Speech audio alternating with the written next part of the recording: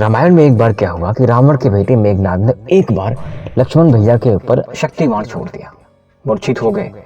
सुषेण वैद्य को हनुमान जी उठा के लेके आते हैं। बातचीत ये होती है कि भैया रात भर का ही टाइम है, सुबह सूर्य उदय होने से पहले अगर इनका उपचार नहीं कर दिया गया तो कदाचित इनके प्राण भी जा सकते हैं। अब सारी बातें वहां पर होती हैं, क्या किया जाए। भगवान हनुमान खड़े होते हैं कि चिंता मत करिए प्रभु, मैं करके लाऊंगा। अभी उद्यत तो होते हैं निकल पड़ने के लिए, लेकिन साथ ही साथ सूर्यदेव को धमकी भी दे देते हैं कि मैं जा तो रहा हूं काम करने, लेकिन वो काम करने में अगर कोई विघ्न उत्पन्न हुआ, समय ज्यादा लगा तो ध्यान रखना, तुम उदय मत हो जाना। अगर उदय हो जाओगे तो इनके प्राण चले जाएंगे। ये हमारे स्वामी हैं। अब भाषा देखिए, संभवतः एक कविता है जो राधेश्याम रामायण से ली गई है। कविता की पंक्तियां बड़ी सुंदर, बड़ी सरल हैं। मैं चाहता हूं कि आप भी इसका आनंद लें। पंक्तियां हैं कि हे सूरज, इतना याद रहे संकट एक सूरज वंश पे है, लंका के नीच राहु द्वारा आघात दिनेश के अंश पे है, इसलिए छुपे रहना भगवन जब तक न जड़ी पहुंचा दूं मैं, बस तभी प्रकट होना भगवन जब संकट निशा मिटा दूं मैं। कृपया आप तब तक रुक जाइए जब तक ये संकट रूपी जो निशा है वो हट ना जाए, मिट ना जाए।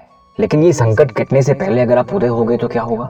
मेरे आने से पहले यदि किरणों का चमत्कार होगा तो सूर्य देव इस सूर्य वंश में निश्चित ही अंधकार होगा।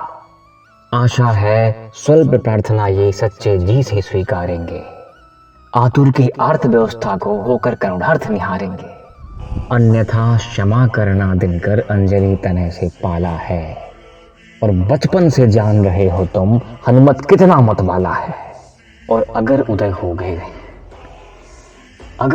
गए तो क्या होगा कि मुख में तुमको धर रखने का फिर वही क्रूर साधन होगा।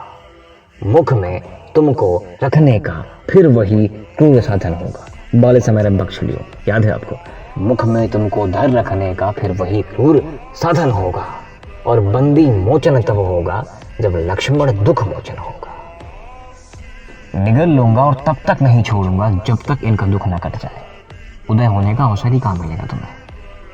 तो ये विनती है, धमकी नहीं, कि जब तक मेरा कार्य ना हो जाए कृपया वहीं रहिएगा। और उदय हो गए तो फिर आपको पता ही है, मैं अस्त कर दूंगा।